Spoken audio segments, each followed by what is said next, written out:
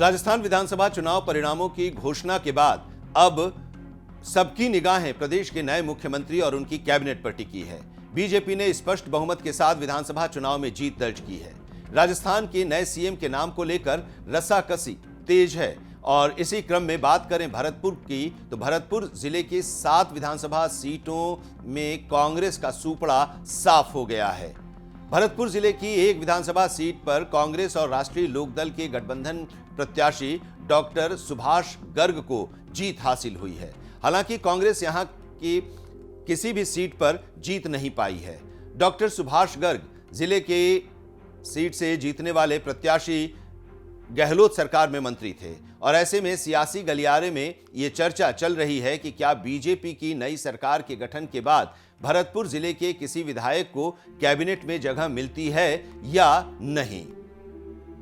साल 2018 में बीजेपी का हुआ था सूपड़ा साफ। साल 2018 के चुनाव में भरतपुर जिले से बीजेपी का सूपड़ा साफ हो गया था।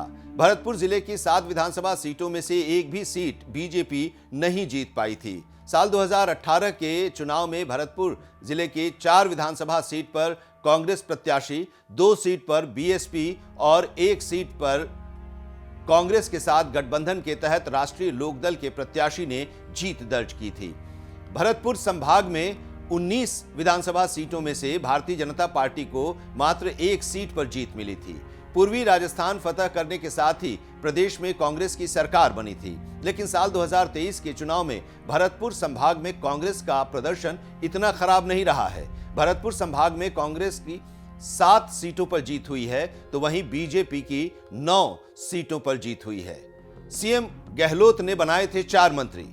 साल 2018 के विधानसभा चुनाव में भरतपुर जिले में कांग्रेस के शानदार प्रदर्शन और बीजेपी का सूपड़ा साफ होने पर यहां के 4 विधायकों को गहलोत सरकार में मंत्री पद दिया गया था। इस बार भरतपुर की जनता ने कांग्रेस का सूपड़ा साफ कर दिया है। अब भरतपुर के लोग उम्मीद पाले बैठे हैं कि स्थानीय विधायक को नई सरकार में जगह मिले। भारतीय जनता पार्टी का सूपड़ा साफ होने पर साल 2018 में अशोक गहलोत ने 4 विधायकों को मंत्री बनाया था, जिनमें 2 कैबिनेट और 2 को राज्य मंत्री बनाया था। इस बार भरतपुर में शानदार प्रदर्शन के बाद बीजेपी यहां के कितने विधायकों को सरकार में शामिल करेगी, ये देखने वाली बात होगी। कांग्रेस सरकार में इन्हें मिला था मंत्री पद। राजस्थान में साल 2018 में कांग्रेस की विधानसभा चुनाव जीतने पर भरतपुर जिले के 2 विधायकों विश्वेंद्र सिंह और भजन लाल जाटव को कैबिनेट मंत्री बनाया गया था। इसके अलावा 2 अन्य विधायकों जाहिदा खान और डॉक्टर सुभाष गर्ग को राज्य मंत्री बनाया गया था।